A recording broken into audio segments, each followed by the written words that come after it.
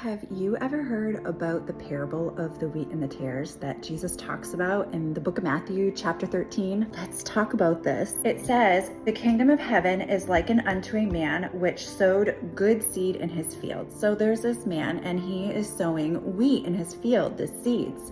And after a long productive day, he goes to sleep for the night and his nemesis comes and plants weeds in his field. They're seeds, but they are weeds. They are not the wheat, the good seeds that the man had planted.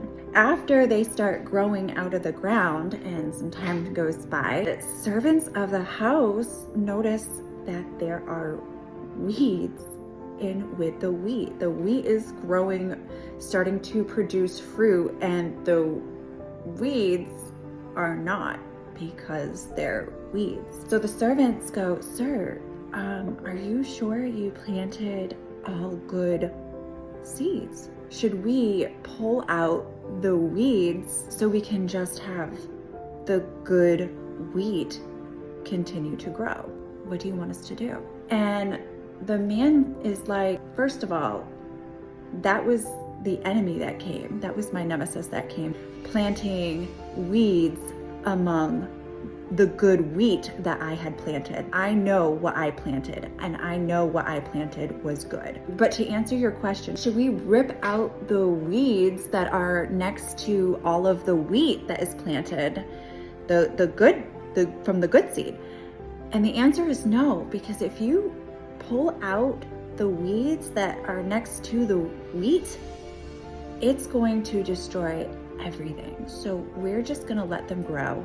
And come harvest time, when we are going to harvest the wheat, that's when we will separate the good from the bad. The bad we are going to end up tossing in the fire. Verse 37, Jesus explains this parable by saying this: "He answered and said unto them, He that soweth the good seed is the Son of Man. The field is the world. The good seed are the children of the kingdom, but the tares, the weeds, are the children of the wicked one. The enemy that sowed them is the devil. The harvest is the end of the world, and the reapers are the angels. As therefore the tares are gathered and burned in the fire, so shall it be in the end of this world. The Son of Man shall send forth his angels, and they shall gather out of the kingdom all things that offend, and them which do iniquity, and shall cast them into a furnace of fire.